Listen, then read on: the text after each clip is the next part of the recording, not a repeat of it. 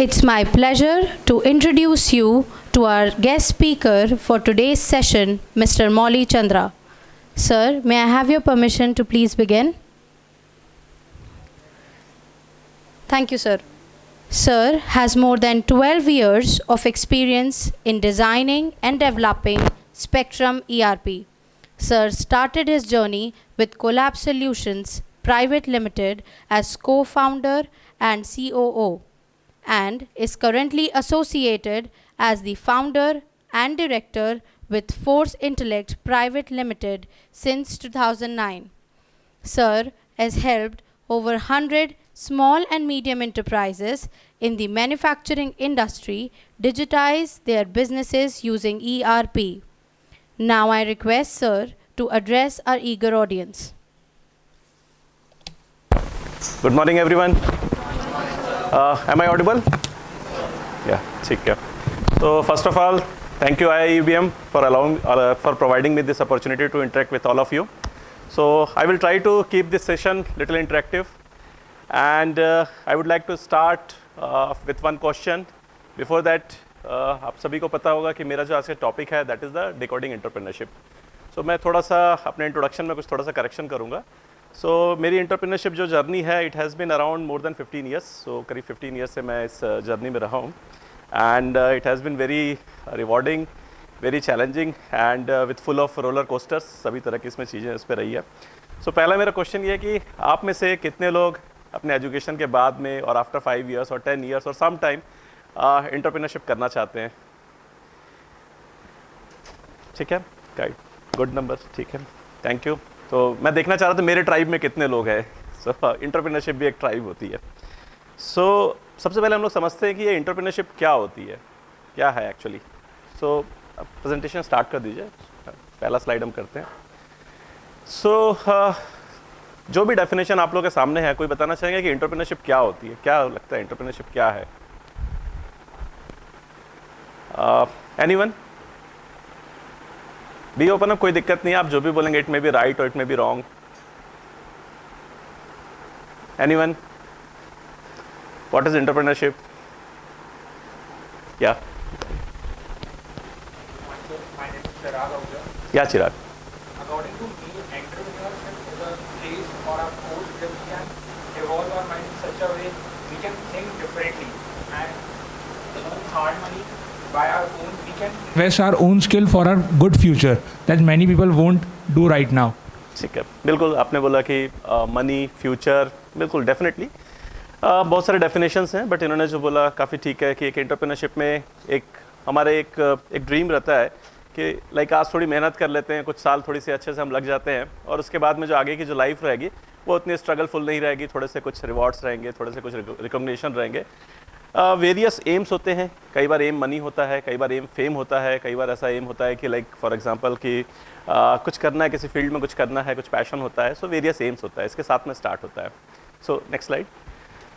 सो लेकिन अभी हम देखते हैं कि लाइक स्टार्ट होता है, लेकिन जनरली कई बार एंटरप्रेन्योरशिप कैसे स्टार्ट होती है, तो कैसे स्टार्ट नहीं करना है. मेरा जो आज का टॉपिक है डिकोडिंग एंटरप्रेन्योरशिप, सो इसमें मैं आप लोगों को कुछ फ्रेमवर्क देने की कोशिश करूँगा. मैं उन लोगों को कुछ फ्रेमवर्क देने की कोशिश करूँगा कि जो एक एंटरप्रेन्योर बनना चाहते हैं. एंटरप्रेन्योर में भी आजकल कॉर्पोरेट एंटरप्रेन्योर्स भी एक वर्ड आ रहा है कि लाइक कई बार होता है कि कोई कॉर्पोरेट स्पॉन्सर्स करता है और जहाँ पे आप अपना जो स्किल लगाते हैं, आप अपनी लीडरशिप लगाते हैं, वो भी एक तरह के कॉर्पोरेट एंटरप्रेन्योर्स होते हैं. सो जो हम फ्रेमवर्क की बात कर रहे हैं, सो पहला ये है कि लाइक लोग कैसे सोचते हैं, कैसे स्टार्ट करते हैं और कैसे नहीं करना है, उसके ऊपर पहले हम देखते हैं कि लाइक कई बार लोग बोलते हैं कि यार मैं ये 9 to 6 के जॉब से ना ये पक गया हूँ एकदम, मतलब अब मुझसे ना ये जॉब नहीं होती है. ठीक है, तो मेरे को ये एंटरप्रेन्योरशिप मेरे को स्टार्ट करना है. कई बार लोग ऐसे बात करते हैं. कई बार बोलते हैं कि लोग मुझे जॉब में मज़ा नहीं आ रहा है, अभी इतना समय मुझे हो गया है, and I am also associated with couple of other industry forums also. तो मुझे कई बार वॉनरप्रेन्योर्स जो एंटरप्रेन्योर बनना चाह रहे हैं, या कई बार जो अर्ली स्टेज में उनसे इंटरेक्ट होने का मौका मिलता है, तो मैं जब उनसे पूछता हूँ तो कई बार ये स्टोरी सुनने को भी मिलती है कि कुछ लाइफ में मज़ा नहीं आ रहा था, कुछ जॉब में मज़ा नहीं आ रहा था. तो इस तरह की स्टोरीज़ रहती हैं, बहुत सारी स्टोरीज़ होती हैं. बट क्या ये एक राइट कॉज है? मतलब क्या इस तरीके से हमें स्टार्ट करना चाहिए कि लाइक थोड़ा जॉब में मज़ा नहीं आ रहा है, या फिर कुछ थोड़ा समझ में नहीं आ रहा है क्या करना चाहिए, या लाइफ थोड़ी बोरिंग हो गई है? सो क्या ये एक रीज़न होगा एंटरप्रेन्योरशिप स्टार्ट करने का? सो क्या रीज़न हो सकता है एंटरप्रेन्योरशिप स्टार्ट करने का?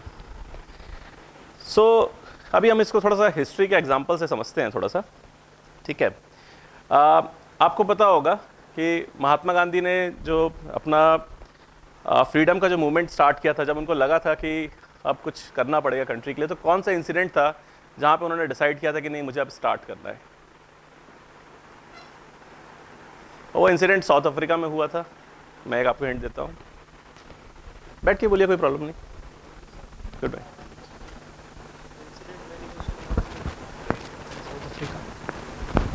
Yeah. Yes, sir. When he was thrown out of train Yeah. in South Africa because he was black. Yes. Yes. In spite of having first class ticket, he argued also, कि Yes, like argued with the train ticket collector also, कि I am having the first class ticket, I am entitled to travel in this coach or in this journey, but instead of that he was thrown out of this. Yes, sir. है ना? तो अब यहाँ पे क्या था, वो frustration था, सिस्टम के खिलाफ एक फ्रस्ट्रेशन था कि ये सिस्टम नहीं चलेगा, ठीक है, वो फ्रस्ट्रेशन था।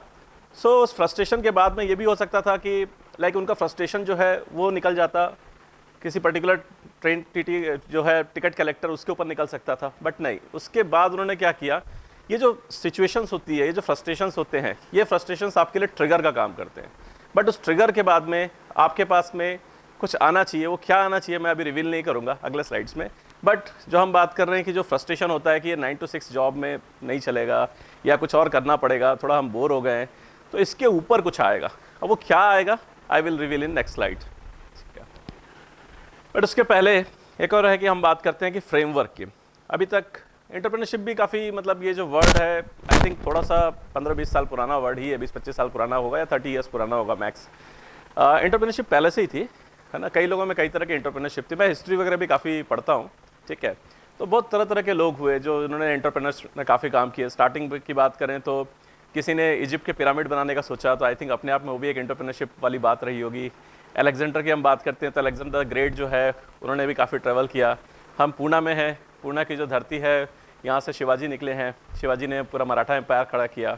मराठा एम्पायर ने टॉपल काफ़ी किया था मुगल एम्पायर को, तो मुगल एम्पायर की भी अपनी एक हिस्ट्री है, तो आप इनकी भी बात करेंगे तो ये सब अपने आप में इसके आसपास थे। तो क्या इनके ट्रेड्स क्या होते हैं, लाइक आज की डेट में हम बात करते हैं ना, जॉब डिस्क्रिप्शंस की बात करते हैं, तो जॉब डिस्क्रिप्शंस होता है कि लाइक फॉर एग्जांपल हम किसी बिजनेस एनालिस्ट की बात करें तो उसका एक जॉब डिस्क्रिप्शन होता है, तो या एक स्किल्स होता है, एटीट्यूड होता है। इसी पे एक बात जस्ट याद आ रही है, मैं आपको शेयर करना चाहूँगा। हर प्रोफेशनल में 2-3 चीज़ें होती है। One thing is skill, skill का मतलब है कि आप किस में एक्सपर्ट हैं। सेकेंड थिंग क्या होता है, नॉलेज। स्किल तो है, उसके अलावा कुछ और चीज़ों का नॉलेज है, उसमें आप एक्सपर्ट नहीं है बट आपको कुछ आइडिया है। And third thing is attitude, कि आपका एटीट्यूड कैसा है। तो एक एंटरप्रेन्योर्स के लिए क्या एटीट्यूड की ज़रूरत पड़ती होगी, क्या चीज़ें, कुछ चीज़ें कुछ बता सकते हैं? ऑप्टिमिस्टिक एटीट्यूड, बिल्कुल ठीक है। इसको मैं थोड़ा ऐसा बोलूँगा कि ऑप्टिमिस्टिक प्लस सेल्फ कॉन्फिडेंस होना चाहिए। बहुत सारे ऐसे मौके आएंगे जहाँ पे आपको लगेगा कि दुनिया हिल गई, अब पता नहीं क्या होगा। मतलब शुरुआत में तो ऐसे ऐसे मौके भी आते हैं कि लाइक कई बार ऐसा लगता है कि 10 लोग हैं, 15 लोग हैं, 20 लोग हैं, 25 लोग हैं, अगले महीने सैलरी देनी है बट 10 रुपये भी कहाँ है वो भी नहीं पता होता है, ठीक है। तो आपको सेल्फ कॉन्फिडेंस पहला तो ये होना चाहिए कि मैं अपनी नाव जो है, मैं अपनी बोट सेल कर लूँगा, मैं इस बार निकल जाऊँगा उसमें। सो राइट, ऑप्टिमिस्टिक सेल्फ कॉन्फिडेंस जो है, I think self confidence, optimistic, never give up आसपास है, I think, I may be wrong, ठीक है। एनीथिंग एल्स, बोलिए आप लोग।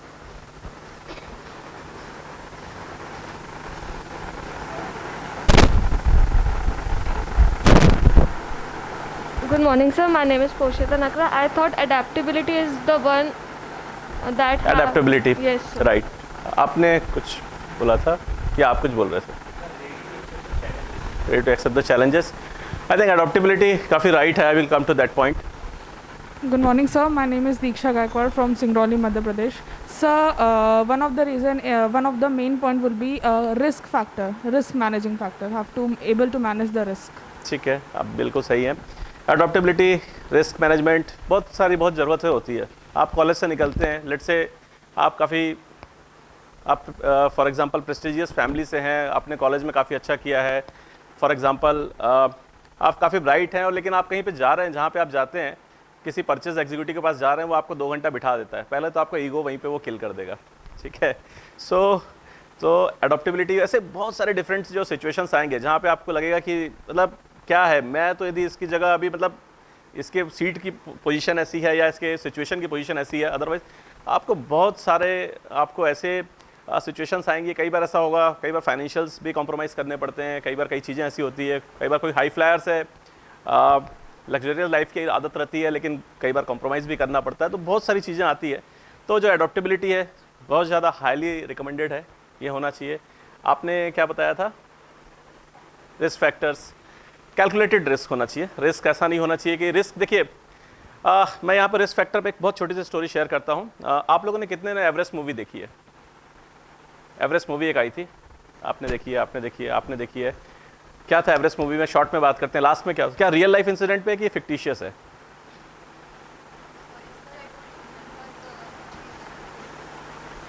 ठीक है, मैं आपको हेल्प करता हूँ इसमें। क्या था ये जो मूवी है, 1996 में एक रियल लाइफ इंसिडेंट हुआ था, एक्सीडेंट हुआ था। और ये एक्सीडेंट कहाँ पे हुआ था? ये माउंट एवरेस्ट में एक्सीडेंट हुआ था। और मैं आप लोगों में से कई लोगों को मैं रिकमेंड करूँगा कि आप लोग ये मूवी देखिए, और हो सकता है तो ये बुक आप पढ़िए। बुक का नाम है इनटू द थिन एयर। ठीक है, रिस्क की बात हो रही है और एंटरप्रेन्योरशिप की बात हो रही है, तो इसलिए मैं ये टॉपिक लूँगा। इनटू द जब थिन एयर की बात हो रही है, तो यहाँ पे क्या था कि हर चीज़ में एक होड़ लग जाती है ना, कंपटीशन होता है। ठीक है, कंपटीशन भी बहुत ज़रूरी है। तो यहाँ पे क्या था कि दो एजेंसीज थी जिनके बीच में कंपटीशन था, मैं नाम भूल रहा हूँ। तो जो पहली एजेंसी थी वो काफ़ी एक्चुअली में उसने कई एक्सपीडिशंस किए थे। वो जो पर्सन था उसने खुद भी कई बार एवरेस्ट को सबमिट किया था, कई बार एवरेस्ट के ऊपर चढ़े थे। और दूसरी जो टीम थी वो भी लगभग सिमिलर प्रोफाइल था। उनके बीच में था कि हम कितने लोगों को ज़्यादा से ज़्यादा जो है हम यहाँ पे एवरेस्ट का सबमिट करा लें। एवरेस्ट का मतलब स्टोरी बहुत लॉन्ग है, मैं एकदम शॉर्ट में बताता हूँ। सो फाइनली ये था, और जो पहले जो पर्सन थे, है ना, Bob Fischer, I think Bob Fischer नाम था। सो उनके टीम में जो उनके जो क्लाइंट्स थे जो उस एवरेस्ट को सबमिट करना चाह रहे थे, वो भी ऐसे नहीं थे कि कोई फर्स्ट टाइम किसी किसी माउंटेन पे जा रहे हैं फर्स्ट टाइम। उन्होंने भी पहले कई सबमिट किए थे। वर्ल्ड के जो other top 5 mountains other than mount Everest, वो सब किया था उन्होंने। उनकी टीम भी, क्लाइंट भी काफ़ी सही थे, और उन्होंने बहुत सारी वार्निंग्स को इग्नोर किया, बहुत सारी कई चीज़ों को इग्नोर किया। कोई बता सकता है एंड क्या था? आपने मूवी देखी है, एंड क्या था? एंड में जितने क्लाइंट थे उनके और जो बॉब फिशर थे वो सब खत्म हो जाते हैं। और ये ट्रू इंसिडेंट है, 1996 का इंसिडेंट है। ये भी एक एंटरप्रेन्योरशिप थी। तो यहाँ पे जो रिस्क टेकिंग की बात आ रही है, एंटरप्रेन्योर्स को रिस्क भी लेना है, लेकिन यहाँ पे एक वर्ड आता है कि कैलकुलेटेड रिस्क। ये मैंने पर्सनली अपने लाइफ में बहुत मतलब मैंने भी बहुत बड़ी कीमत दे के सीखा है कि रिस्क और कैलकुलेटेड रिस्क में क्या अंतर होता है। तो यदि आप लोग एंटरप्रेन्योरशिप में वेंचर करना चाहते हैं, ठीक है, और देखिए कई बार होता है कि लाइक 2 साल 4 साल 5 साल के बाद करते हैं, दैट्स ओके। कई बार ऐसा होता है, ये नहीं है कि टाइम निकल रहा है, बट उससे ज़्यादा ज़रूरी है preparedness is very much important. आप प्रिपेयर्ड होकर आप वेंचर कीजिए, आप सारी चीज़ों को समझिए। तो इसलिए सबसे ज़्यादा इंपॉर्टेंट ये है कि इंपॉर्टेंट आप ये आइडेंटिफाई कीजिए कि एक एंटरप्रेन्योरशिप का प्रोफाइल क्या है, उसके लिए क्या एटीट्यूड चाहिए। वो एटीट्यूड आपको आना बहुत ज़्यादा ज़रूरी है। उसको देखिए, समझिए। मल्टीपल फैक्टर्स हैं, तो आप लोगों ने जो बताया, राइट बताया, उसमें 1-2 चीज़ें और है। गोल सेटिंग है, बहुत कॉमन है, लेकिन क्या होता है कि अच्छा, आप लोग कितने लोग थे आपके जो स्कूल में लेट आना अलाउड नहीं था? कितने लोगों के स्कूल में लेट आना अलाउड नहीं था? ठीक है, एक डिसिप्लिन था। आप लोग कितने लोगों को पता है कि लाइक ऑफिस में थोड़ा लेट आते हैं तो चलता है? ऑफिस में लेट आएंगे तो क्या होता है? मतलब चलता है, एक्चुअली चलता है, हमारे यहाँ भी सबके यहाँ चलता है, दैट्स ओके, कुछ गलत भी नहीं है। लेकिन मैं यहाँ पे बोलना चाह रहा हूँ कि जैसे जैसे आप लाइफ में और आगे ग्रो करेंगे, जो आपके ऊपर में जो डिसिप्लिन है, वो ये आपके ऊपर में जो डिसिप्लिन ही बोल सकते हैं, वो आपको फ्रीडम में कन्वर्ट हो जाता है। कि लाइक आपको फ्रीडम रहता है, राइट। फ्रीडम क्या होता है? क्या आपको खाना है, आपका फ्रीडम है। क्या आपको पहनना है, आपका फ्रीडम है। आपको किस टाइम पे आना है, आपका फ्रीडम है। एंटरप्रेन्योरशिप भी एक तरीके का बहुत बड़ा फ्रीडम हो जाता है। लाइक आपको क्या करना है, आपके गोल से आपको डिसाइड करना है कि आपको किधर जाना है, राइट। बट ये जो फ्रीडम होता है, ये फ्रीडम जो है, it's a double edge sword. ये आपके लिए बहुत अच्छा भी है, आपके पास ऑप्शन है चूज़ करने का, और ये भी हो सकता है कि आप फ्रीडम को आप सही तरीके से यूज़ नहीं कर पाएँ। तो कई बार ये भी होता है कि वो जो फ्रीडम होता है, उस फ्रीडम में स्कूल से निकलने के बाद में कई लोग बहुत अच्छा कर लेते हैं क्योंकि फ्रीडम होता है, और कई लोग क्या होता है शायद उतना अच्छा नहीं कर पाते हैं क्योंकि शायद डिसिप्लिन को फॉलो नहीं कर पाते हैं। तो अगेन एंटरप्रेन्योरशिप जो है उसमें आपको फ्रीडम मिलती है, बट फ्रीडम आपको रिस्पॉन्सिबिलिटी के साथ में आपको करना है। तो ये सारे फैक्टर्स, गोल सेटिंग, ये आपको हेल्प करता है कि आप उस फ्रीडम को कैसे आप उसको बेटर यूटिलाइज करेंगे। ठीक है, सो नेक्स्ट स्लाइड प्लीज। सो अभी हम बात कर रहे थे, ठीक है, नेक्स्ट एंटरप्रेन्योरशिप, राइट। सो कैसे शुरू करना है, क्या शुरू करना है। सो आप लोगों ने कितने लोगों ने साइमन सिनेक का नाम सुना है? आप लोग, मैं यहाँ पे सजेस्ट करूँगा कि एक बुक है स्टार्ट विथ वाई, ये इस बुक का टॉपिक है। उनका बहुत ही फेमस वीडियो भी है, स्टार्ट विथ वाई। ऑथर का नाम है साइमन सिनेक, SIMONSINEK। यहाँ पे आई थिंक मैंने नाम भी लिखा है, ऊपर लिखा है सबसे टॉप पे, साइमन सिनेक। देखिए हम लोग, और ये जो कॉन्सेप्ट है ये उन्हीं का डिस्कवरी है। इस कॉन्सेप्ट को बोलते हैं गोल्डन सर्कल। ओके, सो गोल्डन सर्कल जो है 3 सर्कल बने हैं, बट इसके पहले हम बात करते हैं हम लोग शुरू कैसे करते हैं। हम लोग शुरू जनरली ऐसे करते हैं, क्या करना है, आउटर सर्कल क्या करना है। लाइक फॉर एग्जांपल कोई भी एग्जांपल आप बताइए, कोई भी इसका कि लाइक कुछ शुरू करना है, ये करना है, like let's say job portal बनाना है, ठीक है। हम शुरू करते हैं कि क्या करना है, फिर उसके बाद में हम आते हैं कि कैसे करना है, और लास्ट में उसके बाद में आता है कि वाई तो कई बार आ ही नहीं पाता है, ठीक है। अब इससे क्या होता है, इससे ये बहुत बड़ा एक डिफरेंस है। साइमन सिनेक ये बोलते हैं कि आपको जो जर्नी है वो आउटसाइड इन नहीं करनी है, इनसाइड आउट करनी है। वाई तो मैंने थोड़ी देर पहले महात्मा गांधी वाला एग्जांपल लिया था, तो महात्मा गांधी का जो था ना, उनके जितने भी एक्शंस थे, उनके जितने भी मूवमेंट चालू हुए थे, उनकी जितनी भी एक्टिविटीज़ चालू हुई थी, वो उस वाई से चालू हुआ था। अब उनका वाई था कि हमारी कंट्री को आज़ाद करवाना है, राइट। अब वो वाई आ गया था कि लाइक ये जो है, ये जो सिस्टम है, ये सिस्टम एक्सेप्टेबल नहीं है, इस सिस्टम को बदलना है, ठीक है। तो जो फ्रस्ट्रेशन है, जो मैंने थोड़ी देर पहले आपको बोला था कि फ्रस्ट्रेशन ज़रूरी है, बट फ्रस्ट्रेशन को एंकर करने के लिए सबसे ज़्यादा ज़रूरी है कि आपका जो पर्पस क्या है, आपका कॉज क्या है, आपको क्या मोटिवेट करता है, ये बहुत ज़्यादा ज़रूरी है। अदरवाइज़ क्या होगा, आपके जो एक्शंस होंगे वो गाइडेड नहीं होंगे। अब देखो पर्पस से बहुत सारी चीज़ें डिराइव होती है। अब मैं जैसे आपको एग्जांपल देता हूँ, जब आप अपना एंटरप्रेन्योरशिप आप चालू करेंगे, आप अपनी जर्नी चालू करेंगे, तो सबसे पहले आपको लोगों की ज़रूरत पड़ेगी, ठीक है। लोगों की ज़रूरत पड़ेगी, तो आपका वाई और दूसरों का वाई जब मैच करेगा, let's say I want to work in the field of ERP। मैं ERP में शुरू से मेरा रहा है, तो मैं लास्ट 15 ईयर से ERP में ही हूँ। लेट्स से फॉर एग्जांपल इनका भी पर्पस है कि लाइक एंटरप्राइज फील्ड में कुछ काम करना है, तो हो सकता है कि एक्स कंपनी भी वही सैलरी दे रही है, मैं भी वही सैलरी दे रहा हूँ, बट इनके पास इनका जो वाई है मेरे वाई से मिलेगा, तो फिर ये हो सकता है कि मेरी कंपनी को ज्वाइन करेंगे। सो वाई बहुत ज़्यादा ज़रूरी है, और इस वाई से बहुत बड़े बड़े काम हुए। मैं आपको एक एग्जांपल यहाँ पे देना चाहूँगा। राइट ब्रदर्स का कितने लोगों ने नाम सुना है, जिन्होंने एरोप्लेन को इन्वेंट किया था? ओके, एंड एक और थे सैमुअल लैंगली। आप में से कितने लोगों ने नाम सुना है इनका? गुड। एंड आपने भी सुना है, बता सकते हैं कौन थे? बैठ के बताइए, बैठ के बताइए। Sir, he was the one who had the idea of it, but Wright brothers actually implemented it. बैठ के आप बोलिए, बैठे, कंफर्टेबल, बी कंफर्टेबल, बैठिए, बैठ जाइए, बैठ जाइए।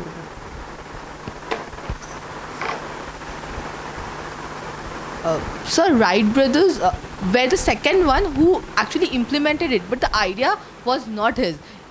And the first time when it was made, it was not implemented practically. So there was a gap which Wright brothers could put in use. So Samuel Langley, I think यही नाम था ना, Samuel Langley, या right. So your name? So my name is Jaswal. Nidhi. Okay, thank you Nidhi. So Samuel जो है, जो निधि ने बताया, काफ़ी ठीक है।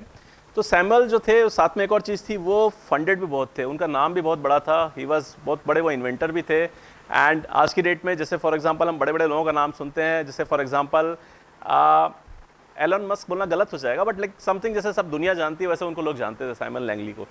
And Simon Langley was heavily funded कि ये एविएशन उस समय, जैसे आज फॉर एग्जांपल कुछ चीज़ों का दौर है, जैसे let's say blockchain, AI ML का दौर है, उस समय एविएशन को लेके काफ़ी ज़्यादा था कि बस कोई ना कोई तो क्रैक करेगा इसको। तो Samuel Langley was heavily funded, और उनके पास में उस फंडिंग से उन्होंने best engineers, best like for example जो साइंटिस्ट हैं, उनकी सबकी उन्होंने टीम रेडी की। काफ़ी मतलब जो भी उनको जो भी फैसिलिटीज़ मिल सकती थी, सारी फैसिलिटीज़ उन्होंने जमा की, सब कुछ किया। और उनके अपोज, उनके काउंटर में कौन थे जो उनको पीछे उनके साथ में कोशिश कर रहे थे? Wright brothers. राइट ब्रदर्स का किसी को प्रोफाइल पता है क्या था? Wright brothers has zero fund. Wright brothers के पास में कोई ज़्यादा, उनके पास एक बाइसिकल शॉप थी, उससे जो भी उनकी अर्निंग होती थी, बाइसिकल उस समय भी थोड़ी मतलब लग्जरियस चीज़ होती थी, आज आसान हो गई है, बट ठीक है, बट फिर भी उनके पास उतना फंड नहीं था। उनके पास इतना फंड भी नहीं होता था, वो अपने पार्ट्स लेके जाते थे, एक बार फ्लाई करते थे और उसके बाद में सेकंड एक्सपेरिमेंट करने के लिए भी उनके पास में पार्ट्स नहीं होते थे, फंड भी नहीं होता था, इतना हैविली ऑड था। लेकिन अगेन वाई, उनको क्लियर था कि उनको क्या करना, उनका पैशन था, उनका पर्पस था, उनका कमिटमेंट था, और उनके साथ में कई वॉलंटियर्स जुड़े थे, कई लोग जुड़े थे जिनको एविएशन में इंटरेस्ट था। लोग आते थे, बताते थे ऐसा करो, आप ऐसा करो, ये ट्राई करो। तो कई बार ऐसा होता है। अच्छा, आप लोगों में से कितने लोगों ने अल्केमिस्ट बुक पढ़ी है? गुड। अल्केमिस्ट बुक का सबसे आखिरी पेज में एक लाइन है, कुछ याद आ रहा है? आप लोगों ने, कितने लोगों ने ओम शांति ओम मूवी देखी है? उसमें कुछ शाहरुख खान का डायलॉग है, वो मैंने मूवी तो नहीं देखी लेकिन डायलॉग था। कोई डायलॉग बोलना चाहेगा? हाँ हाँ, कोई बताओ, चलो आप बताओ, आपने बताया था, आप बता। बैठ के बोलो, बैठ के बोलो, कुछ बोलो।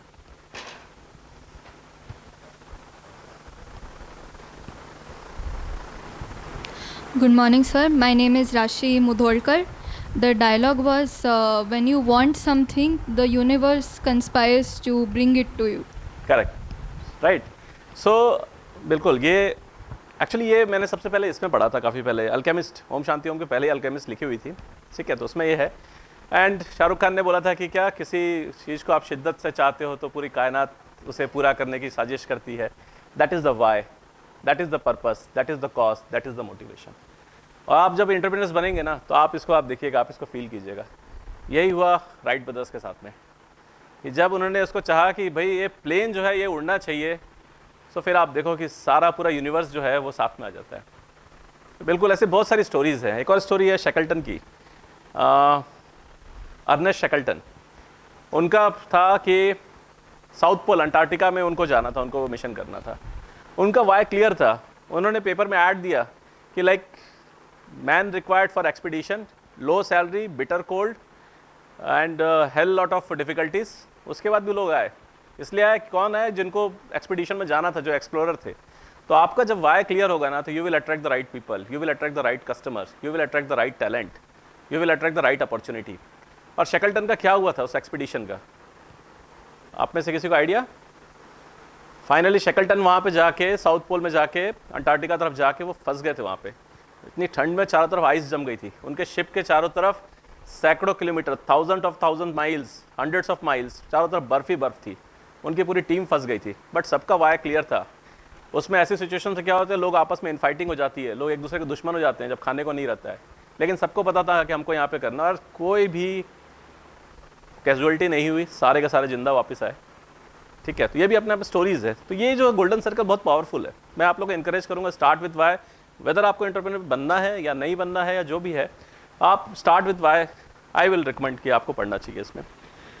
उसके बाद जब आपके पास वाई आ जाता है, देन फिर आप क्या करते हो? जैसे लेट्स से हमको ट्रैवलिंग इंडस्ट्री में जाना है, या हमको फॉर एग्जांपल कुछ करना है, जो भी वाई है हमारा, वाई में आपका पर्पस क्लियर हो जाता है। देन फिर आप नेक्स्ट आते हैं, आप हाउ में आते हैं कि कैसे करेंगे, प्रोसीजर्स क्या रहेगा, हमारे इसमें यूनिकनेस क्या रहेगा, क्या फंक्शनलिटीज़ ऐड करेंगे। एंड फाइनली आता है आपका जो आता है व्हाट आता है, एंड प्रोडक्ट, ठीक है? तब फाइनली व्हाट आता है, और व्हाट से आप शुरू करेंगे तो डेप्थ नहीं आ पाती, वाई नहीं आ पाती। और वाई जब नहीं आएगी, तो किसी भी बिजनेस के लिए बहुत ज़रूरी है, कितना भी आप फंडेड क्यों ना हो, लास्ट में पैसा अर्न करना पड़ता है। और आपकी कंपनी में यदि मनी नहीं आ रहा है, इन्वेस्टर्स का पैसा आ रहा है, तो 1 साल तक आएगा, 2 साल तक आएगा, 3 साल तक आएगा, उसके बाद नहीं आएगा, राइट? एक समय के बाद में डेफिनेटली वो चाहिए होता है। वो कैसे होता है? कस्टमर कब लेता है? कस्टमर तभी खरीदता है जब वो ट्रस्ट करता है आपके ऊपर में। और वो कब ट्रस्ट करता है? जब वो देखता है कि आप वही दे रहे हो जो मैं चाह रहा हूँ, जो मैं सोच रहा हूँ, आप वही हो जो मैं हूँ। तो उसके लिए ये वाई जो है ये बहुत ज़्यादा ज़रूरी है। नेक्स्ट स्लाइड पे आते हैं।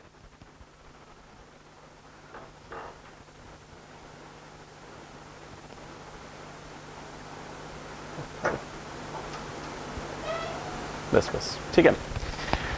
उसके बाद में नेक्स्ट होता है प्लानिंग फेज, राइट? आपने डिसाइड कर लिया कि आपको एंटरप्रेन्योर बनना है, आपने काफ़ी सोच लिया कि आपका जो प्रोफाइल है, और देखिए ये जो प्रोफाइल होता है ना, मतलब कई बार होता है कि एंटरप्रेन्योर जो मटेरियल होता है, कोई ज़रूरी नहीं है कि वो मटेरियल जो है वो लाइक जेनेटिक होता है, जेनेटिक नहीं होता है। वो आपका जो होता है वो आप उसको अर्न कर सकते हैं, आप उसको लर्न कर सकते हैं, आप उसको डेवलप कर सकते हैं। आपने वो अपना एटीट्यूड है, राइट एटीट्यूड आपने डेवलप कर लिया, आपने अपना वाई खोज लिया, आपका पर्पस रेडी है, सब कुछ है, तो देन आप कैसे प्लान करेंगे? सो प्लान करके जाना चाहिए। आप लोग के डेफिनेटली सब्जेक्ट में बिजनेस प्लानिंग और इस तरह के सब्जेक्ट्स होंगे ही, आपके सब्जेक्ट्स आएंगे। लेकिन क्या होता है रियल लाइफ में होता है कि जब जनरली हम काम करने जाते हैं ना, तो क्या होता है, some find a couple of people sit together at some chai shop, some coffee shop, somewhere, वहाँ पे पेपर नैपकिन लिया, उसके ऊपर पीछे कुछ लिख लिया, देन दे थिंक कि लाइक हमारा प्लान रेडी है, और then they start the business. इस तरीके से हम लोग यदि स्टार्ट करते हैं, तो मैंने भी ऐसे ही स्टार्ट किया था, ठीक है। और उसके बाद में बहुत बाद में फिर मुझे पता चला कि frameworks are there, business model canvas are there, ये सारी चीज़ें हैं, उसके बाद पता चला। अब लेकिन जब आप इससे स्टार्ट करते हैं तो आपके बकेट में बहुत सारे लीकेजेस होते हैं जो आपको पता नहीं होते। कई चीज़ें ऐसी होती हैं जिसके लिए आप रेडी नहीं होते हैं। कई एरियाज़ ऐसे होते हैं जो आपके बिजनेस के डार्क एरियाज़ होते हैं, डार्क स्पॉट्स होते हैं, जो आपको पता नहीं होते। और ये सब जो चीज़ें होती हैं, ये आपको बाद में जो होती हैं आपको प्रॉब्लम करती है, आपको ट्रबल शूट करती है। देखिए एक फैक्ट ये है, एंटरप्रेन्योर्स जो होते हैं, जो एंटरप्रेन्योरशिप है, जो न्यू वेंचर्स हैं, उनका फेलियर रेट क्या है, फेलियर रेशियो क्या है? Any idea? Any idea? Anyone? कोई guess? Any guess? 60 to 70%? 60 to कितना आपने बोला? मैंने फोर्ब्स में पढ़ा था, कई जगह पढ़ा, कई फोरम्स में जाता हूँ जहाँ पे होता है, इट इज़ अराउंड 90%। 90% जो होता है वो फेल हो जाते हैं। बहुत सारे ऐसे होते हैं, आपके पहचान में भी बहुत सारे ऐसे नजर आएंगे जिन्होंने स्टार्ट किया, भी कंटिन्यू नहीं कर पाए, और वो फेल 3, 4, 5 साल में है, कुछ तुरंत फेल हो जाते हैं, 50-60% फर्स्ट ईयर में ही फेल हो जाते हैं, फिर धीरे धीरे और आगे जाके फेल होते हैं। एंड जो सक्सेसफुल होते हैं, जिनको हम एक्चुअली जो हम बोलते हैं, जिनको हम नोटिस कर पाते हैं, वो 3% होते हैं, और जो और हैविली सक्सेसफुल होते हैं, काफ़ी होते हैं, मुश्किल से 1% होते हैं। सो बहुत कम है, मतलब परसेंटेज, सक्सेस परसेंटेज कम है। ऐसा क्यों? मतलब क्या उनके ज़ील में कोई कमी रहती है? क्या उनके इंटेंशन में कोई कमी होती है? बहुत सारे फैक्टर्स, उनमें से एक फैक्टर है प्रिपरेशन। सो अगेन, जैसे फॉर एग्जांपल एक ये वन ऑफ द कैनवास है, बिजनेस मॉडल कैनवास है। सो आप जब भी आप करेंगे तो आपको प्रॉपर प्लान करना चाहिए। ये करना चाहिए कि लाइक फॉर एग्जांपल क्या एक्टिविटीज़ है, वैल्यू प्रपोजिशंस क्या है। बहुत सबसे, मैं इस पॉइंट के ऊपर बहुत डिटेल में नहीं जाना चाहूँगा, ये इटसेल्फ अपने आप में 1 घंटे का 2 घंटे का प्रेजेंटेशन हो सकता है। वैल्यू प्रपोजिशन, हमको लगता है कि हमने बनाया, सामने वाला लेगा ही, क्यों लेगा, क्या डिफरेंस है, why someone will buy from you. Definitely हम यदि कोई वेंचर कर रहे हैं, कोई वेंचर का मतलब ये नहीं होता है कि देखिए ये जो प्रिंसिपल्स होते हैं, ये प्रिंसिपल्स केवल मनी जनरेशन वाली बिजनेसेस में ही नहीं होते, हो सकता है एनजीओ हो, उनके ऊपर में भी बिल्कुल लागू होता हो, ठीक है। फॉर एग्जांपल मैं आपको एक छोटा सा और स्टोरी बताता हूँ। मसाई मारा का जो एरिया है उसका, मसाई मारा जो है वो केन्या और तंजानिया के आसपास का जो एरिया है उसको मसाई मारा एरिया बोलते हैं, और वहाँ पे लायन का पॉपुलेशन जो है बीच में काफ़ी डिक्लाइन हो रहा था उसमें। तो मसाई मारा में जो लायन जो थे उनको बचाने के लिए काफ़ी कोशिश की गई, लेकिन फिर भी लायन बच नहीं पा रहे थे। तो इसलिए नहीं बच पा रहे थे, काफ़ी पहले की बात है, 25-30 साल पहले की बात है, ठीक है। तो क्या था कि वहाँ पे प्रॉब्लम ये था, इसलिए नहीं बच रहे थे कि वहाँ पे जो मसाई मारा ट्राइब था, वो ट्राइब का एक रिचुअल था कि जब भी कोई भी बच्चा जो है बड़ा होता है और वो अपने आप को उसको डिक्लेयर करना होता है कि मैं एक राइट ऑफ पासेज जो है डिक्लेयर करना होता है, तो वहाँ पे एक ये था कि जो लायन को किल करेगा उसको ब्रेव माना जाएगा, उसको माना जाएगा कि मतलब वो बहुत ही brave and ready for the world और समथिंग लाइक दैट। तो बिकॉज ऑफ इस चीज़ों के कारण वहाँ पे क्या हो रहा था कि लायन को काफ़ी किल किया जा रहा था, काफ़ी पहले की बात है, बट इसके लायन का जो पॉपुलेशन उससे काफ़ी कम हो रहा था। तो अगेन वैल्यू प्रपोजिशन क्या दिया गया है, एनजीओज़ ने कुछ दूसरे चीज़ें बताई जहाँ पे वो अपनी ब्रेवरी को वो कर सके। बताया गया कि अब लायन को प्रोटेक्ट करना है, आप उसमें रेडियो कॉलर लगाओ या कुछ जो भी है, जिस तरीके से उनको डिफरेंट वैल्यू प्रपोजिशन दिया। सो ये जो स्किल्स हैं, ये केवल ऐसा नहीं कि केवल वो एंटरप्रेन्योर्स जहाँ पे कमर्शियल्स जो हैं, कई बार होता है सोशल एंटरप्रेन्योर्स भी होते हैं आज की डेट में, और अच्छा कर रहे हैं, काफ़ी अच्छा कर रहे हैं सोशल एंटरप्रेन्योर्स भी। तो आपको आपके वैल्यू प्रपोजिशंस, कस्टमर रिलेशनशिप आप कैसे करेंगे, क्या की रिसोर्स लगेंगे, क्या चैनल्स लगेंगे, कॉस्ट स्ट्रक्चर कैसा होगा, रेवेन्यू आप कैसे अर्न करेंगे, ये सारे आपको जो एरियाज़ हैं ये थॉट थ्रू करने चाहिए। जितने एरियाज़ हैं उनके ऊपर में प्रॉपर डिबेट करके, सोच के, ब्रेनस्टॉर्म करके, बेस्ट प्रैक्टिसेस के ऊपर में आप निकाल के तब आप उस पर वर्क कीजिए। So this is the way of planning. Next slide. And उसके बाद में टीम का पॉइंट है। ओके, टीम बहुत ज़्यादा ज़रूरी है। मैं एक बड़ा प्लेन वर्ड में बोलूँगा जो मेरे को बहुत बाद में रियलाइज़ हुआ है। आप सब कुछ आप खुद करोगे ना तो क्या होगा?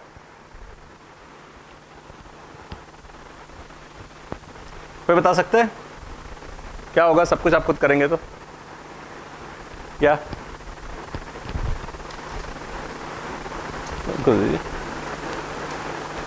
बैठ के बताइए, बैठ के।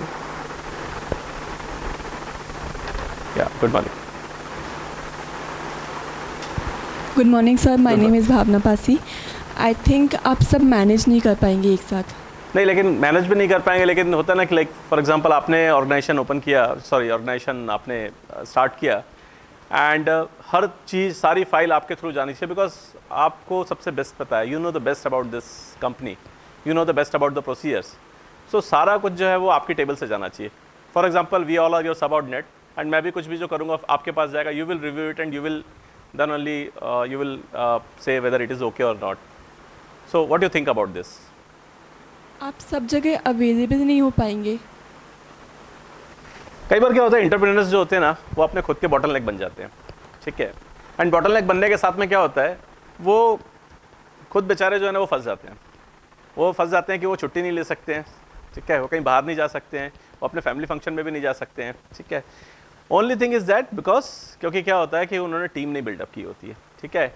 एंड बोला जाता है you are as good as your team, जितनी आपकी अच्छी टीम है and you are as weak as the weakest link in your team, ठीक है।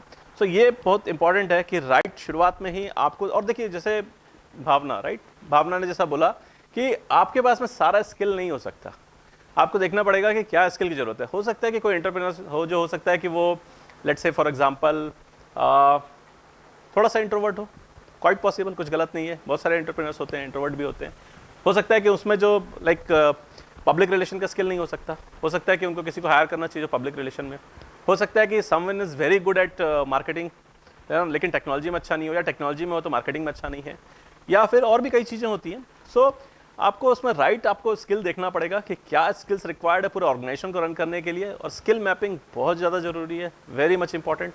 क्यों इंपॉर्टेंट है, I will come in next slides. उसके बाद में रुको अभी, एंड उसके बाद में स्किल्स के हिसाब से आप रिसोर्स देखिए, आप अपने लीडरशिप का ऑडिट कीजिए कि आप कहाँ पे अच्छे हैं, कहाँ पे अच्छे नहीं हैं, किन एरियाज़ में आपको इंप्रूवमेंट का आपको ज़रूरत है। सो समरी ये है कि टीम बिल्डअप पे शुरू से ही ध्यान देना चाहिए। It is very much essential, very much important to have a good team. And साथ में ह्यूमन रिसोर्स को हर स्टार्टअप जो स्मॉल स्केल का स्टार्टअप होता है शुरू में नेगलेक्ट करता है, बट ये बहुत ज़्यादा ज़रूरी है। एक और आप लिख सकते हैं पैकर्ड लॉ। HP का आपने नाम सुना होगा, Hewlett and Packard. Hewlett and Packard में से पैकर्ड ने पैकर्ड लॉ दिया था। पैकर्ड लॉ का ये कि ऑर्गेनाइजेशन जो है वो उतनी तेज़ी से ही इंप्रूव हो सकता है जितनी तेज़ी से उसका ह्यूमन रिसोर्स को खड़ा करने का कैपेबिलिटी है। जितनी स्पीड से आप रिसोर्स को डेवलप कर सकते हैं, रिसोर्स को हायर कर सकते हैं, रिटेन कर सकते हैं, इंप्रूव कर सकते हैं, with that speed only you can grow. आप यदि लाइक ह्यूमन रिसोर्स का जो आपका जो स्पीड है, डेवलपमेंट का स्पीड है, वो बहुत अच्छा नहीं है, तो आपके ऑर्गेनाइजेशन का इंप्रूव होने का स्पीड भी आपका अच्छा नहीं होगा।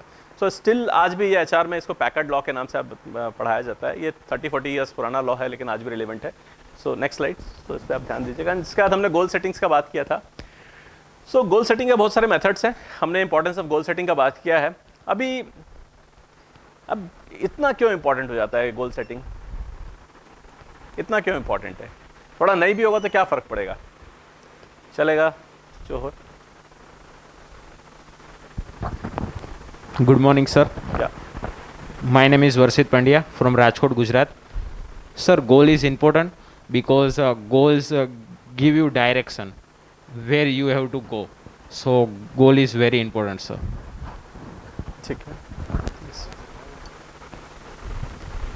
Good morning sir, my name is Bhavna Pasi. Sir, आपको ये जानना है था कि आप कहाँ से स्टार्ट किए, आप कहाँ पे पहुँचे हैं। ओके, ठीक है। एंड अभी कई बार होता है ना वो संडे या Good morning, sir. Nidhi Jaiswal again.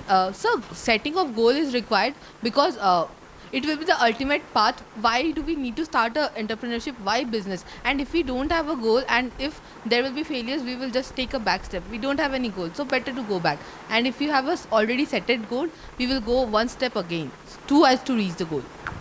तो थोड़ा सा मैं आपको करेक्ट करूँगा यहाँ पे। सो अगेन मेरा डेफिनेशन है कि हम जो स्टार्ट करते हैं गोल अलग है, हम जो स्टार्ट करते हैं वो पर्पस होता है, एंड गोल थोड़ा फिर उसके बाद में होता है कि लाइक अभी का गोल क्या है, 1 ईयर का क्या गोल है, 2 ईयर्स का क्या गोल है, and purpose is a different thing and goal is a different thing. Purpose ये हो सकता है कि लाइक फॉर एग्जांपल कि स्पेस ट्रैवल में कुछ करना है, so that can be purpose. और गोल हो सकता है कि लाइक रीयूजेबल रॉकेट जो वो 1 साल में डेवलप करना है, so that can be one goal, ठीक है। सो वो एक स्लाइड डिफरेंट है। एंड कई बार होता है कि हम लोग इसको सिंपल ही समझते हैं कि लेट्स से आपके पास में एक कार या बाइक है, आप अभी लेके आप निकले और आपके पास में पूरा टाइम है और उसका फ्यूल टैंक भी फुल है, सब कुछ है। लेट्स से आपको यहाँ से आपको गोवा जाना है, यदि आपको डिसाइडेड है तो आप उस डायरेक्शन में जाओगे। आपको नहीं पता आपको कहाँ जाना है तो आप दिन भर सिटी में घूमते रह जाओगे, ठीक है। और लास्ट में फिर क्या होगा कि आपका फ्यूल भी ख़त्म हो जाएगा और आपको फिर आपका जो पर्पस है तो फिर आप पहुंच जाओगे, आप जहाँ पहुंचना है आपको पहुंच जाओगे, 500 किलोमीटर 600 किलोमीटर। तो इसलिए गोल बहुत ज़्यादा इंपॉर्टेंट है, डायरेक्शन के लिए इंपॉर्टेंट है। गोल सेटिंग के बहुत सारे फ्रेमवर्क हैं। सो आप लोग कुछ 2-4 फ्रेमवर्क बता सकते हैं गोल सेटिंग के? कुछ लोगों ने पढ़ा हो फ्रेमवर्क गोल सेटिंग का? ठीक है, बहुत सारे फ्रेमवर्क हैं। सो मैंने 2 फ्रेमवर्क यहाँ पे रखे हैं। एक वन इज स्मार्ट है, स्पेसिफिक है, बहुत पुराना है। स्पेसिफिक है, मेजरेबल है, अटेनेबल है, रिलेवेंट है, टाइम बाउंड है। आप गोल जरूर सेट कीजिए। कुछ चीज़ें हैं मैं यहाँ पे थोड़ा सा आप एम्फेसाइज करना चाहूँगा। जितने लोगों ने भी ओलंपिक मेडल्स जीते हैं, जो भी अपने आप में बहुत स्पोर्ट्स पर्सनालिटीज़ हुए हैं, फेमस स्पोर्ट्स पर्सनालिटीज़ हुए हैं, उन सबके लाइफ में ना गोल रहता ही है।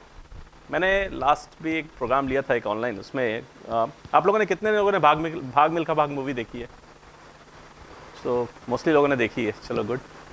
आप लोग देखिएगा, नहीं देखे तो सो उसमें एक गोल रहता है, उसका कुछ सेकंड लिखा रहता है। वो जब ऑस्ट्रेलिया से मिल्खा सिंह वापस आते रहता है, ऑस्ट्रेलिया में सक्सेसफुल टूर नहीं रहता है, ओलंपिक का टूर था। वापस आने के बाद वो फ्लाइट में ही अपने कोच से पूछता है कि 400 मीटर का जो स्प्रिंट है उसका वर्ल्ड रिकॉर्ड क्या है। और उसके बाद उस वर्ल्ड रिकॉर्ड को सामने वहाँ पे जो लिख के वो समथिंग कुछ लिखा रहता है, 94.6 सेकंड ऐसा कुछ लिखा रहता है। ऐसे कुछ रहता है ना कि कुछ और था, 45.6 सेकंड। थोड़ा जोर से बोलिए। 43 पॉइंट समथिंग, तो ऐसे ही कुछ था, 43 या 45 सेकंड्स ऐसा कुछ था। उन्होंने लिख के जहाँ पे वो पूजा करते थे, और कल शायद गुरु पूर्णिमा ये था ही कल ना, तो वहाँ पे उनके सामने उन्होंने रखा था और वो अब डेली सुबह शाम जो है वो अपने गोल को अपना देखते थे। आप लोगों ने कितने लोगों ने नवजोत सिंह सिद्धू का नाम सुना होगा? नवजोत सिंह सिद्धू की एक स्टोरी है, और नवजोत सिंह सिद्धू का डेब्यू कैसा हुआ था आपको पता है क्या? क्या हुआ था? उस समय मैं भी बहुत छोटा था तो मैंने भी नहीं देखा था। सो बहुत फेमस, बहुत इंस्पिरेशनल स्टोरी है, आपको पता है? ओके। नवजोत सिंह सिद्धू जो है बहुत रिच फैमिली से, ठीक है, और टैलेंटेड भी थे बहुत। तो उनका इंडियन टीम में सिलेक्शन हुआ था, 82-83 के आसपास सिलेक्शन हुआ था, 83 के आसपास। और जब सिलेक्शन हुआ तो पहले के 3 मैच में उन्होंने टोटल जो है वो मुश्किल से 20 रन बनाए 3 मैच मिला के, ओके। और ऐसे स्पेशलिस्ट बैट्समैन उनको लिया गया था। और उसके बाद जब उनके बारे में लिखा गया तो उनके बारे में जो क्रिटिक्स थे उन्होंने लिखा था, जो स्पोर्ट्स क्रिटिक्स हैं उन्होंने लिखा था कि उसको वंडर, मतलब वंडर वो बोला जा रहा था कि वंडर प्लेयर है, तो उनका नाम दिया गया स्ट्रोकलेस वंडर। ऐसा खिलाड़ी है जिसमें स्ट्रोक ही नहीं है, ठीक है। और नवजोत सिंह सिद्धू जब वापस आए, अपने घर पे आए, तब तक उनको इंडियन टीम से निकाल दिया गया था और उनके फादर ने वो न्यूज़पेपर का वो कटिंग निकाल के उनके रूम में रख दिया था। और इसके पहले नवजोत सिंह सिद्धू की स्टोरी ये थी कि वो टैलेंटेड थे, मेहनत कम करते थे। तो वो क्या करते थे कि सुबह उनके फादर उनको 5 बजे उठाते थे, तो वो अपने बाकी घर में बहुत सारे स्टाफ था, सपोर्ट स्टाफ है, तो उनको बस बोल के दूसरे रूम में सो जाते थे। और जब उनके फादर का आने का टाइम होता था तो अपने चेहरे पर थोड़ा सा पानी छिड़क के शर्ट पे थोड़ा लगा के कि मैंने पसीना थोड़ा बहा लिया। एंड उनके फादर बोलते थे कि यार बेटा बहुत मेहनत कर रहा है, ठीक है, अब थोड़ा now you deserve some rest, you have earned it. But उसके बाद अगले दिन उनके फादर उठाने के लिए आए उनको, ठीक है। तो नवजोत सिंह सिद्धू देखा कि नवजोत सिंह सिद्धू जो है अपने बेड से बाहर है, नेट पे पहुंच गए, प्रैक्टिस भी कर लिया था थोड़ा। उसके बाद सिद्धू बदल गए। सिद्धू जो है पहले अपने जो सपोर्ट स्टाफ को बोलते थे कि यार थोड़ा मतलब देख लो, फादर को हैंडल कर लो। अब वो दूसरे जो यंगस्टर्स उनको खोजने लगे कि कौन उनको बॉलिंग करेंगे, और उन्होंने कोटा डिसाइड किया कि हर रोज़ वो 300 सिक्सेस मारेंगे प्रैक्टिस। कई बार ऐसा होता था कि उनका पूरा मतलब जो उनका बैटिंग ग्लव्स होता था पसीने से भर जाता था, कई बार खून भी लग जाता था, कई बार था, और बहुत मेहनत करना पड़ा। 4 साल लगे सिद्धू को वापसी करने में, 3 या 4 साल, 3-4 साल के बाद वापसी हुई। तब उसके बाद इंडिया 87 में जो वर्ल्ड कप हो रहा था उसके लिए प्रिपेयर कर रहा था। वर्ल्ड कप में आया, उसने ऑस्ट्रेलिया में आते से तो उन्होंने ऑस्ट्रेलिया के अगेंस्ट में 70 समथिंग बनाया, 70 समथिंग बॉल पे। उस समय क्रिकेट बहुत धीमे होता था, आज T20 जैसा नहीं था, काफ़ी धीमे होता था, काफ़ी उन्होंने 6 मारे। और उसके बाद से सिद्धू बदल गए, तो सिद्धू का नाम स्ट्रोकलेस वंडर से पाम ट्री हिटर, उसी क्रिटिक्स ने लिखा कि now this boy has change from the strokeless wonder to palm tree hitter. और सिद्धू का नाम जो उस समय फेमस था, सिक्सर सिद्धू। तो आपको ऐसे गोल रखने पड़ेंगे, आपको ये करना पड़ेगा, गोल थोड़ा सा ऐसा रखना पड़ेगा कि ना थोड़ा डराए आपको गोल, मतलब थोड़ा ऐसा, इतना भी नहीं डराए कि आप काम करना छोड़ दो, लेकिन इतना रहे कि आपको लगे कि आपकी नींद उड़ा देना चाहिए वो गोल। और बहुत ज़रूरी है। आप में से कितने लोगों ने विंग्स ऑफ फायर पढ़ी है? आपने पढ़ी है?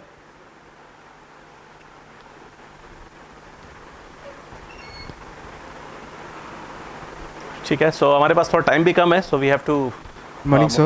yeah. My name is Harshit Mishra. I'm from Gwalior. Sir, actually, I not read it, but I listen it as it is available on YouTube as well. So you Sir, it is available on YouTube. yeah, so you on YouTube you listen it. Yes, sir. मैं आप लोगों को recommend करूँगा, कुछ बातों बताओ, मैंने कुछ बुक्स आपको बोली, आप लोग विंग्स ऑफ फायर जरूर पढ़िए। ये डॉक्टर अब्दुल कलाम जो हैं, जो हमारे प्रेसिडेंट भी रहे हैं, उनकी ऑटोबायोग्राफी है, किसी के साथ में उन्होंने मिलकर लिखी थी। उनकी बहुत ही इंस्पायरिंग स्टोरीज़ हैं। आप लोग जो और एंटरप्रेन्योरशिप में जाना चाहते हैं, एक बुक मैं और आपको रिकमेंड करूँगा। आप लोगों ने, कितने लोगों ने कैप्टन गोपीनाथ का नाम सुना है? कितने लोगों ने एयर डेक्कन का नाम सुना है? ठीक है, एयर डेक्कन किंगफिशर एयरलाइंस के पहले एयर डेक्कन थी, पहले इंडिया में लो कॉस्ट जो एयरलाइंस है उन्होंने चालू किया था। एक बंदा जो एक स्कूल टीचर का बेटा था, जिसके पास ज़्यादा कुछ प्रॉपर्टीज़ भी नहीं थी, जो आर्मी में एज ए कैप्टन रिटायर हुआ है, ठीक है, उसने सपना देखा और एयरलाइंस कंपनी खड़ी भी की, बहुत ट्रबल्स भी आए, मतलब ज़बरदस्त स्टोरीज़ है, हर MBA को पढ़ना चाहिए। और उस बुक का नाम है simply fly bye captain Gopinath. मतलब मैं आप लोगों को बिल्कुल सजेस्ट ये बोलूँगा कि आप पढ़ेंगे तो शायद आपसे बुक छूटेगी नहीं, जिनको भी पढ़ने का शौक़ है, ठीक है। सो ये सब बहुत ज़्यादा ज़रूरी है। और देखिए गोल सेटिंग और क्या करवाते हैं हम लोग, अगले स्लाइड पे जाते हैं। अब गोल सेटिंग में, next slide please. So back या अभी थोड़ा इसमें गोल सेटिंग में OKR आ गया, ऑब्जेक्टिव एंड की रिजल्ट्स आ गए। ये गूगल हो गए, इंटेल हो गए, ये सब जो है आजकल इस तरीके से यहाँ पे काम करते हैं। सिंपल है, ऑब्जेक्टिव है क्या करना है, और की रिजल्ट्स है उस रिजल्ट्स को कैसे मेजर करेंगे, वो रिजल्ट्स हुआ कि नहीं हुआ। बहुत पावरफुल फ्रेमवर्क है। एंड फिर उसके बाद में की एक्शंस भी आते हैं। टाइम कम है तो मैं थोड़ा इसको उतना एक्सप्लेन नहीं कर पाऊँगा। सिंपल ये बोलूँगा कि ये OKR अभी 15-20 सालों से काफ़ी पॉपुलर हुआ है US में, इंडिया में भी अब आने लगा है, काफ़ी आने लगा है। सबसे पहले इसको प्रैक्टिस किया था इंटेल ने, प्रैक्टिस किया था। वो स्टोरी से मैं एक छोटी सी स्टोरी से बताऊंगा। इंटेल में बहुत फेमस इंटेल के CEO रहे हैं, आज जितने भी जो लोग CEO बनना चाहते हैं इन सबको फॉलो करें। उनका नाम था एंडी ग्रूव, और इंटेल के पास में माइक्रो प्रोसेसर था। इंटेल के चिप में ही है, आज पहले भी चिप था, उनके पास माइक्रो प्रोसेसर था।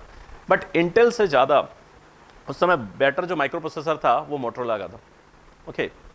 और इंटेल के पास में इतना टाइम भी नहीं था कि वो उनसे बेटर माइक्रो प्रोसेसर बना ले। ये सब R&D की चीज़ें एक दिन में नहीं बनती हैं, सालों लग जाते हैं रिसर्च करने में, और उस समय तो और ज़्यादा वक्त लगता था।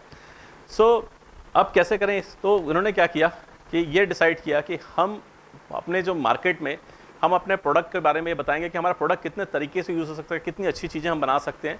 सो इसको पॉपुलर करना था उन्होंने। तो उन्होंने क्या किया कि OKR, objective and key results, ये ऑब्जेक्टिव है कि हमको अपना जो प्रोसेसर है, मोटरोला का प्रोसेसर, सुपीरियर प्रूफ करना है। कैसे सुपीरियर प्रूफ करेंगे? इस तरीके से प्रूफ करेंगे, ओके। एंड फिर उसके बाद उन्होंने बहुत फेमस हिस्टोरिकल ये स्टोरी है, ये ऑपरेशन क्रश चलाया था। ऐसा ऑपरेशन क्रश चलाया कि instead of being in superior, not in superior, मतलब less superior then the Motorola processor, जो इंटेल का प्रोसेसर जो है वो मार्केट को उसको कैप्चर कर लिया because of this objective and key results, goal setting. वैसे ही बहुत फेमस स्टोरीज़ हैं यूट्यूब की, बहुत फेमस स्टोरीज़ हैं इसकी माइक्रोसॉफ्ट, सॉरी यूट्यूब का जो ब्राउज़र है इसका, गूगल का जो ब्राउज़र है क्रोम का स्टोरीज़ है। सुंदर पिचाई जो अभी इसके CEO हैं, जब उसके बाद जब पहले वो क्रोम के डेवलपमेंट में उनका बहुत बड़ा हाथ है सुंदर पिचाई का। सुंदर पिचाई ने जब बोला कि हमें क्रोम डेवलप करना है, सब डेवलप वगैरह हुआ, क्यों होना चाहिए, सब कुछ है। सो जो रिजल्ट वो ले रहे थे या जो टारगेट ले रहे थे वो छोटा ले रहे थे। वो सोच रहे थे कि एक साल में 20 मिलियन यूज़र आने चाहिए, इतने यूज़र आने चाहिए। कई साल ट्राई किए बट क्रोम पिकअप नहीं हो पा रहा था। लैरी पेज है, उन्होंने काफ़ी बड़ा ऑब्जेक्टिव रखा कि 120 मिलियन यूज़र्स होने चाहिए। उसके बाद जब आप वो सोचते हो ना, वो लेवल पे आप सोचते हो, जब आप सोचोगे फॉर एग्जांपल कि आपको डिस्ट्रिक्ट क्रिकेट प्ले करना है या आप सोचोगे कि आपको नेशनल प्ले करना है, जैसे ही आपका गोल आ गया कि आपको नेशनल प्ले करना है, आपके सारे एक्शंस बदल जाते हैं। यदि आपको ये सोचना है फॉर एग्जांपल कि आप यदि आज आप ये स्टडी करना चालू करते हो कि भाई मेरे को तो फॉर्च्यून 500 कंपनी का CEO बनना है या मुझे ये बनना है, और आप यदि सोचोगे कि लाइक मुझे ऑर्डिनरी जॉब करना है, तो दोनों में आपके जो एफर्ट होते हैं उसका पूरा फ़र्क बदल जाता है। That is the OKR। तो जिस दिन सुंदर पिचाई को लैरी पेज ने बोला कि ये 20 मिलियन यूज़र्स से कुछ नहीं होगा, हमको 120 मिलियन यूज़र्स चाहिए, और that too within a 1 year, पूरा गियर बदल गया, सारा कुछ हो गया। आपको लेट्स से यहाँ से कहीं एग्जांपल राजकोट से आपको राइट राजकोट जाना है, आपको पता है राजकोट जाना है और 10 घंटे में पहुँचना है या जितना भी टाइम लगता होगा, आई डोंट नो, तो आपकी स्पीड अपने आप बदल जाती है, अपनी स्पीड बढ़ जाती है। That is the OKR। वैसी स्टोरी है यूट्यूब का। यूट्यूब को गूगल ने एक्वायर किया था, विजिटर्स ही नहीं थे शुरू में, विजिटर्स ही नहीं होते थे। उसके बाद इन्होंने डिसाइड किया कि नहीं भाई, हमको तो 1 बिलियन आवर का हमें पर डे वॉच टाइम चाहिए। 1 बिलियन आवर का वॉच टाइम चाहिए, सर्वर्स अलग टाइप के चाहिए, हार्डवेयर अलग चाहिए, बैंडविड्थ अलग चाहिए, कंटेंट अलग चाहिए। थिंकिंग बदल गई। तो एंटरप्रेन्योरशिप में मैंने स्लाइड पर काफ़ी टाइम लिया, लेकिन गोल सेटिंग बहुत ज़्यादा इंपॉर्टेंट है। जैसा आप गोल रखेंगे वैसे आपका थॉट प्रोसेस होता है, उस तरीके से आप चेंज हो जाते हैं। Next slide. फॉर्मुलेटिंग सक्सेस, इसको यदि मैं सिंपल ये बताऊं, बड़ा ऑर्गेनाइजेशन खड़ा करना है, सब जगह आप नहीं जा सकते, लेकिन सारे काम आप नहीं कर सकते, ठीक है। आप ये देखोगे जितनी भी बड़ी कंपनीज, हमने अभी लेट्स से गूगल की बात की, फेसबुक की बात की, फेसबुक के कितने प्रोडक्ट हैं? फेसबुक के कितने प्रोडक्ट हैं?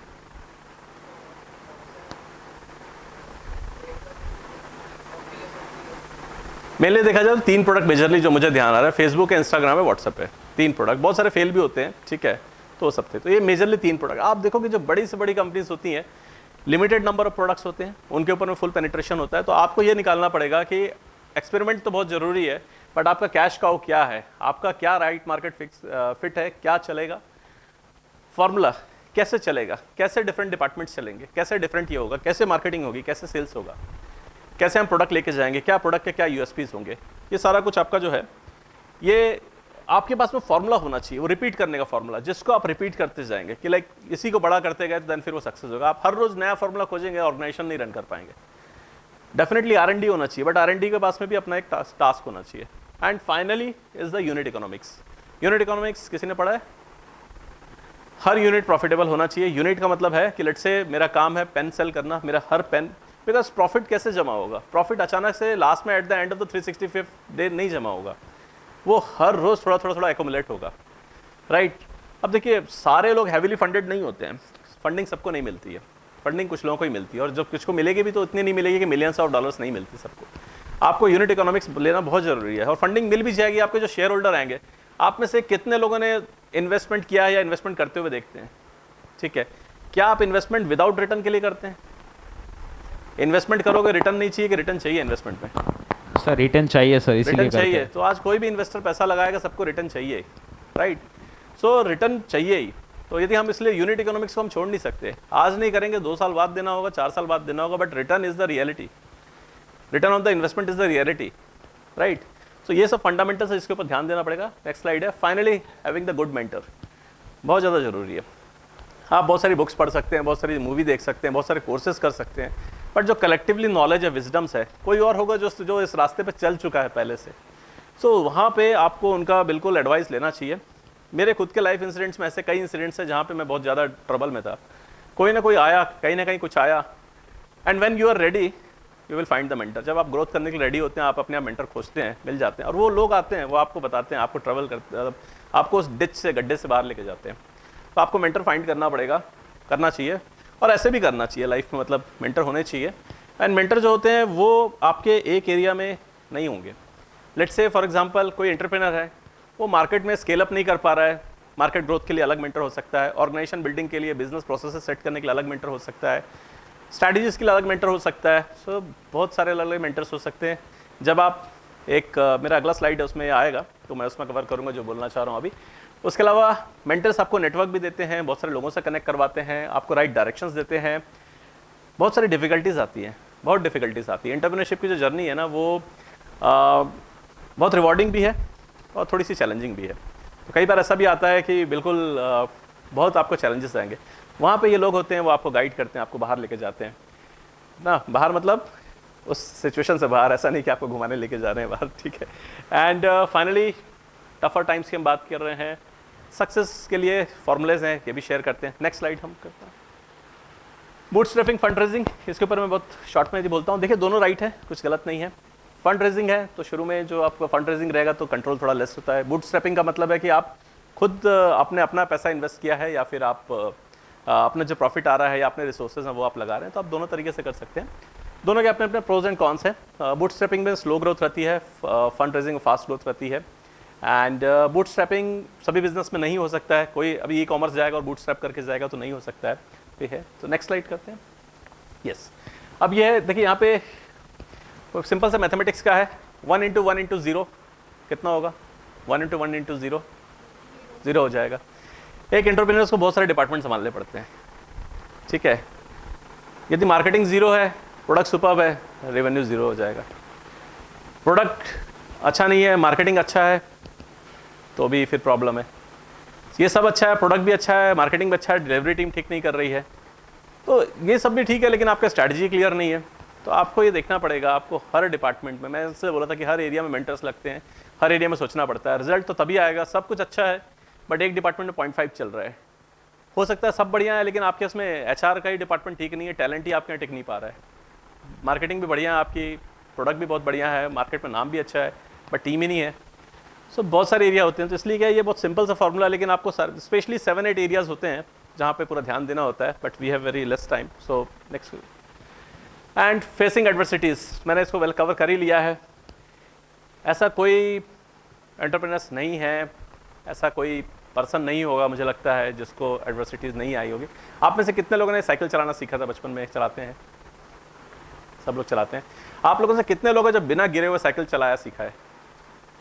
क्या बात है, तो आप लोग एक्सेप्शंस है, एक्सेप्शंस कम होते हैं, तो 2-3 लोग ही है जिन्होंने बिना गिराया साइकिल, मतलब भाई मैं तो चलाया तो मेरे तो काफ़ी चोट वोट लगी थी, ठीक है। सो तो वैसे ही होगा। तो एंटरप्रेन्योरशिप में भी आप जाएंगे तो हो सकता है कुछ लोगों को प्रॉब्लम नहीं आएगी, हो सकता है, डेफिनेटली हो सकता है, exceptions are always there, and हो सकता है कि कुछ लोगों को बहुत प्रॉब्लम्स आएगी। तो सॉल्यूशंस क्या है? सॉल्यूशन जस्ट नीचे में, जस्ट हैंग ऑन। जब आपका पर्पस क्लियर रहेगा, जब आपको पता है कि आपको करना क्या है, बहुत सारी प्रॉब्लम्स आएगी, किसी दिन बहुत बारिश होगी, किसी दिन बहुत धूप होगी, किसी दिन बहुत ठंड होगी, इसका मतलब ये सब तरह के सिचुएशंस आएंगे।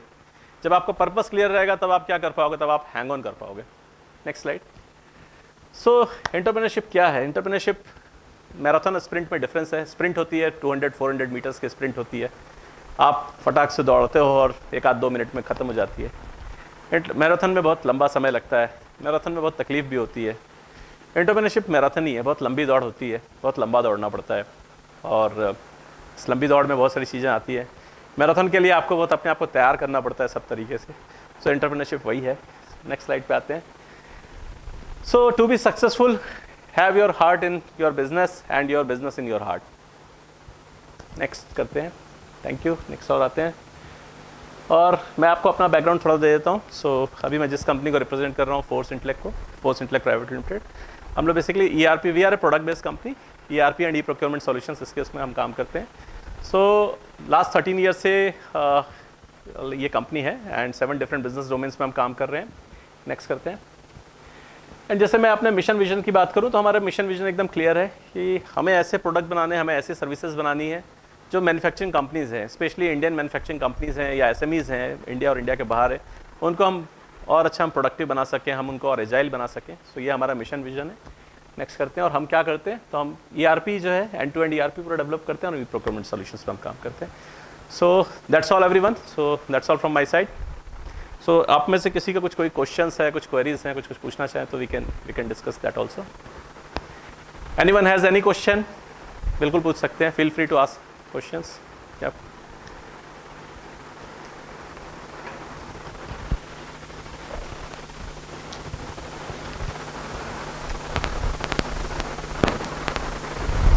Good morning, sir. I'm Srishti Vamane, and I have a question that is there any specific reason for naming your company as Force Intellect? Oh, good question.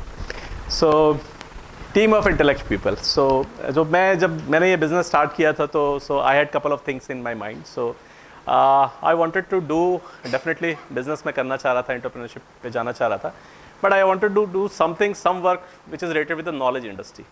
So and team, मतलब team के बारे में भी मेरा focus था. I wanted to build a team which is knowledgeable, which is focused on some intellectual area. So hence the name is the Force Intellect. So yeah.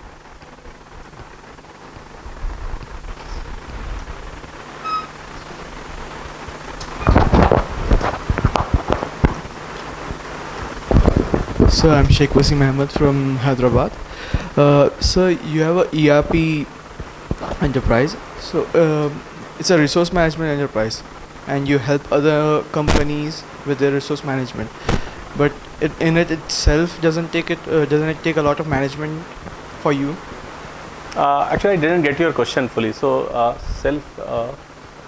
So you run a ERP program enterprise. Enterprise and resource it planning, helps हाँ.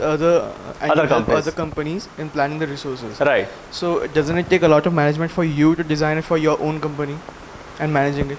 अच्छा, managing my own company. Yes. Right. So definitely, so manufacturing जो process है, manufacturing companies है, they are having different process, ठीक है. और जो हम वी आर इनटू आईटी में है हम लोग. सो आईटी कंपनी जो रन होती है वो डिफरेंट प्रोसेस से रन होती है. It's a totally different process. तो प्रोसेस डिज़ाइन करने में डेफिनेटली थोड़ा समय तो लगता है, but that is a job. एक सीईओ का जॉब यही होता है कि लाइक कंपनी में प्रोसेसेस होने चाहिए, प्लानिंग होना चाहिए. तो डेफिनेटली टाइम तो लगता है, but that is my job कि लाइक उसको डिफाइन करना है, उसको करना है. And improvement is also there. कई बार ऐसा होता है कि आज जो प्रोसेस डिफाइन किया है वो ओके है, 50 लोगों की टीम के लिए ओके है, बट जब 100 लोगों की टीम हो जाएगी तब वो प्रोसेस और रिफाइन होने की ज़रूरत होगी. तो इट्स अ कंटिन्यूस इंप्रूवमेंट. और वैसे ERP भी है. SAP जो है 1971-72 से है. आई थिंक 50 ईयर्स हो गए या होने वाले हैं, बट आज तक ERP का SAP का डेवलपमेंट रुका नहीं है. So there is only one constant in this world, that is change.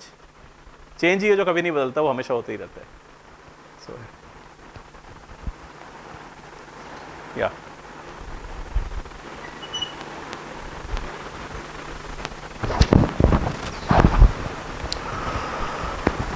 Hello sir, my name is Pranshu Keshri and I am from Neemuch and MP.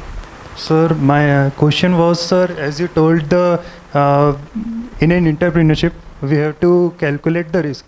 Sir, but few years back, sir, COVID happened. So like how do your organization cope up with it, sir? या सो बहुत अच्छा question है आपका. So like last year I will give you very little background. So 23 मार्च के आसपास lockdown जो है वो हो गया था. And all of sudden everything was close, सब कुछ क्लोज हो गया था. एंड डेफिनेटली ऑर्गेनाइजेशन को रन करने के लिए जैसे ब्लड चाहिए होता है बॉडी के लिए, वैसे ऑर्गेनाइजेशन के लिए we need money to salary etcetera. All of sudden सारे इनवॉइसेस जो हैं वो सब ने बोला कि हम कब क्लियर करेंगे पता नहीं. एंड उसके अलावा ये था कि लाइक जहाँ प्रोजेक्ट्स चल रहे थे तो सारा कुछ वहाँ पे सब कुछ हॉल्ट हो गया कि अचानक से कि like all of your project has been stopped, सारे कुछ रुक गए हैं, सब कुछ है. तो डेफिनेटली, बट अगेन जो मैंने आपको बोला था कि शेकल्टन को जहाँ पे जाना था, अंटार्कटिका जाना था, तो उसको पर्पस क्लियर था. हमको पर्पस क्लियर था कि हमको ERP पे काम करना है. तो मैंने क्या किया, बहुत मेरे लिए भी ट्रबल का टाइम था. टाइम ये था कि लाइक क्या होगा रिसोर्सेज का. हमने बोला देखेंगे, सबके साथ होता है. और हमने क्या किया, अगले 3 दिन के अंदर में डिसाइड किया कि इंडिया में टेक्नोलॉजी में कौन बेस्ट ट्रेनर है. टीम खाली है पूरी, क्या करेंगे. तो बेस्ट टाइम क्या होता है, आर्मी में क्या करते हैं, बेस्ट टाइम पे क्या करते थे, डू एक्सरसाइज, बॉडी बिल्डअप करते हैं, शरीर अपने आप को तैयार करते हैं, मेंटली फिजिकली तैयार करते हैं. हमने ट्रेनिंग के ऊपर में खूब मेहनत किया. हमारा एक ड्रीम था, एक पुराना प्रोडक्ट था जो हम नहीं बना पा रहे थे. हमने वो प्रोडक्ट लॉन्च किया. 3 महीने के बाद जब दुनिया खुली तब हमारे पास में नया प्रोडक्ट्स रेडी था, हमारी टीम रेडी थी, हमने टेक्नोलॉजी स्विच किया. फाइनेंशियली डेंट हुआ, ऐसा नहीं कि नहीं हुआ, फाइनेंशियली बहुत डेंट हुआ था, बट डेंट हुआ और डेंट को तो काटना ही है, उसको तो वो करना ही है. लेकिन उसके बदले क्या कर सकते हैं, तो हम रेडी होंगे. तो बल्कि इनफैक्ट आई थॉट कि मतलब अच्छा हुआ कि कुछ कर पाए, रेडी कर पाए. तो यहीं पे आपको जो काम आता है, यहाँ पे आपका वो पर्पस काम आता है. मेरे को बहुत लोगों ने बोला पिवट लो, आप चेंज करो, ERP के अलावा आप कुछ और करो, एजुकेशन में आप जाओ, ट्रेनिंग दो, आप ये सब करो, कब तक चलेगा पता नहीं. बट हम लोग का ये क्लोज कन्विक्शन था, पूरा एकदम फाइनल कन्विक्शन था कि भाई वर्ल्ड ओपन होगा, आज नहीं होगा तो कभी ना कभी तो होगा और इसकी ज़रूरत पड़ेगी. तो हमको उसके लिए रेडी होना है. और जब उसके बाद रेडी हुआ तो बिजनेस बाउंस बैक था, जितना नहीं था उससे डबल आया फिर उसमें. तो सब था. तो you have to be ready कि इसके लिए आपके पर्पस जब क्लियर रहेगा ना, आपको जब मौका मिलेगा तो आप वो अपॉर्चुनिटी को यूज़ कर पाएंगे. सो आपने पूछा सिचुएशन क्या थी और मैं यहाँ पे आपको बोल रहा हूँ कि उस अपॉर्चुनिटी को आप यूज़ कर पाओगे. So that is the answer. Anyone else? क्या ये हमारे पास अभी आई थिंक 2-4 मिनट. हाँ पूछिए. Good morning, sir. Good So morning. my name is Diksha Gaikwad from Singrauli, Madhya Pradesh. So what is a one trend you're looking for your company for in PGDM student? If you willing to chance to hire from PGDM students in your company, what is a one trend which is the most important should be there in PGDM aspiring students? ठीक है. मैंने थोड़ी देर पहले बोला था कि 3 things are important: skill, knowledge and attitude. So skill और knowledge आप लर्न कर सकते हो, बट एटीट्यूड ऐसा होता है कि बहुत सालों के बाद बिल्टअप होता है. So I think right attitude is more important. तो हम जिस भी फील्ड के लिए हम हायर करते हैं, लेट्स से फंक्शनल कंसल्टेंट के लिए हम हायर करते हैं या बिजनेस एनालिस्ट के लिए हायर करते हैं, तो I think we look for the attitude, we look for the right attitude. Yes, sir.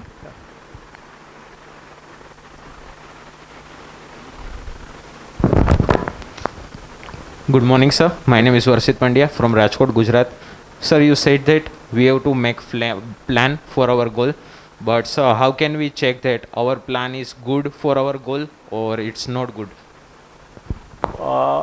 Our plan is good for a goal or not. So OKR की हमने बात किया था, ऑब्जेक्टिव एंड की रिजल्ट्स जो हमने बात किया था, लाइक यू विल चेक कि आपके जो रिजल्ट्स हैं वो उसके हिसाब से आ रहे हैं कि नहीं आ रहे हैं, राइट. एंड देन फिर क्या होगा, कई बार क्या होगा, आप you will do the monthly review, you will do the quarterly review, फिर उसके बाद उसमें आपको फीडबैक मिलेगा कि like whether that is right और नॉट. उसके हिसाब से आप कोर्स करेक्शंस करेंगे, course correction your plan. So look, plan are not permanent, वो समय के साथ में रिवाइज होता है. क्रिकेट में कैसे होता है, गेम प्लान बदलता है. Yes, sir. So Right, that's sir. in this way. Okay, sir. Thank you. So, okay. So we are left with 2-3 more minutes. So ready up quickly, sir. Sir, as you said, in key results and objective, you told me the company, in some company, that person set the bar in 120 million or billion, I think. Sir, in our India, same thing did with our Prime Minister Modi. Sir set the bar that India will achieve the 5 lakh crores economy in 2024. So, like, sir, how did you? What is your comment, sir, regarding, because he was being criticized for setting the bar very high, sir. देखो, अभी मैं I will answer from the business point of view, not from the political point of view, ठीक है. सो कोई भी government हो, सभी देखिए, गवर्नमेंट के लिए इंपॉर्टेंट होता है जॉब जनरेट करना, गवर्नमेंट के लिए इंपॉर्टेंट होता है रेवेन्यू जनरेट करना, गवर्नमेंट के लिए इंपॉर्टेंट होता है कि लाइक हम लोग डेवलप नेशन कैसे बनेंगे. डेवलप नेशन हम लोग तभी बनेंगे कि जब बहुत सारे फैक्टर्स है, उसमें ह्यूमन इंडेक्स का भी फैक्टर है, पर कैपिटा इनकम का भी फैक्टर्स है, राइट, ग्रॉस डोमेस्टिक जो प्रोडक्शन होगा उसका भी फैक्टर्स है. तो ये कैसे चलेगा, मतलब जब हमने देखा लास्ट टाइम कोविड हुआ, लोगों के पास में काम नहीं था, तो कितनी प्रॉब्लम्स हो गई थी. सो आज की डेट में जो मैं देख रहा हूँ कि गवर्नमेंट है, जो भी डिफरेंट गवर्नमेंट्स है, स्टेट गवर्नमेंट, सेंट्रल गवर्नमेंट, ये सारी इंडस्ट्री बॉडीज़ के साथ में काम कर रही है. हमारी कंट्री जो है वो कोशिश कर रही है कि एक्सपोर्ट का कैसे प्रमोशन हो. हमारी कंट्री कोशिश कर रही है कि जो प्रोडक्शन लिंक इंसेंटिव आजकल आ रहा है, PLI स्कीम्स आ रही हैं, बहुत सारे इंसेंटिव्स आ रहे हैं, स्किल डेवलपमेंट के ऊपर स्किल इंडिया का प्रोग्राम चल रहा है. ये सारा प्रोग्राम आपस में कनेक्टेड है. सो कोई भी प्राइम मिनिस्टर हो, किसी भी पार्टी का कोई भी प्राइम मिनिस्टर हो, किसका, सबका ये प्रायोरिटी है कि job generation, like economy improve हो, सबकी प्रायोरिटी है. तो उस डायरेक्शन में सब कोई कोशिश कर रहे हैं. कोई इस तरीके से करता है, कोई किस तरीके से करता है, but that is the reality. आप कहीं भी जाओगे, किसी भी इंडस्ट्री फोरम में जाओगे, यही बात होती है कि लाइक कैसे आगे बढ़े, क्यों बना है नेस्कॉम, क्यों बना है IT का ग्रुप, क्यों बना है CII, क्यों बना है टाई, क्यों बना है, बिकॉज ऑफ ऑल दिस. देखो, सोचना तो पड़ेगा कि हमें अचीव करना तो चाहिए, मतलब वो जो भी टारगेट, अब कितना गैप है, कितना दूर है, तो नहीं पता मुझे, लेकिन मैं अपनी बात करूं, लेट्स से, तो मैं I will give you my background. So मेरे पूरी फैमिली में सर्विस का बैकग्राउंड है, सारे लोग सर्विस बैकग्राउंड से आए हैं, ठीक है. सो लाइक यदि मेरे से पूछेंगे, आप कुछ साल पहले पूछेंगे, तो मेरे घर में भी ये क्वेश्चन था कि क्या तुम कर पाओगे, बट बाहर तो निकलना पड़ेगा, कोशिश तो करनी पड़ेगी.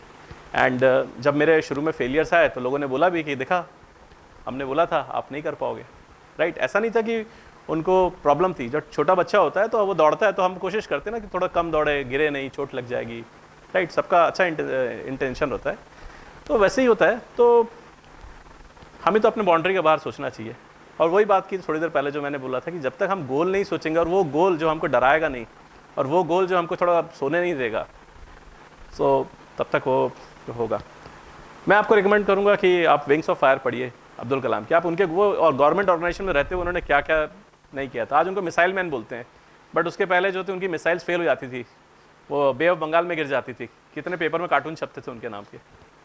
ये वही डॉक्टर अब्दुल कलाम है, इसलिए आप ज़रूर पढ़िएगा. और मैंने जो बोला है कि जो उनके जो ड्रीम उनको रहता था ना कि मुझे ये मिसाइल लॉन्च करना है, ऐसे ड्रीम होते थे, उनको नींद नहीं आती थी. तो बिल्कुल ये सब कुछ है, सपने से बहुत ड्राइव होता है, बहुत ड्रिवन होता है. एल्केमिस्ट कितने लोगों ने पढ़ी थी? 1-2 लोगों ने हाथ खड़ा किया था. किसने पढ़ा था एल्केमिस्ट? आपने पढ़ा था. एल्केमिस्ट में जो भी था, उसका नाम मैं भूल रहा हूँ कैरेक्टर का, वो पूरी जर्नी जो है भटकते रहता अपने सपने के पीछे. At some point there is choice comes towards him that he has to compromise and let go of his love also, in terms of his family, in terms of he has to leave certain choices Correct. to achieve. तो सपने के पीछे तो करना ही पड़ेगा. Last point, उसका सपना कहाँ पूरा तो मैं बताऊंगा नहीं तो अदरवाइज वो बुक पढ़ने का आपका इंटरेस्ट खत्म हो जाएगा. सो ये 2-3 बुक्स है, आप जरूर पढ़िए, आपको उसका आंसर मिलेगा. So thank you everyone. Up. Thank you. Yeah. So yeah.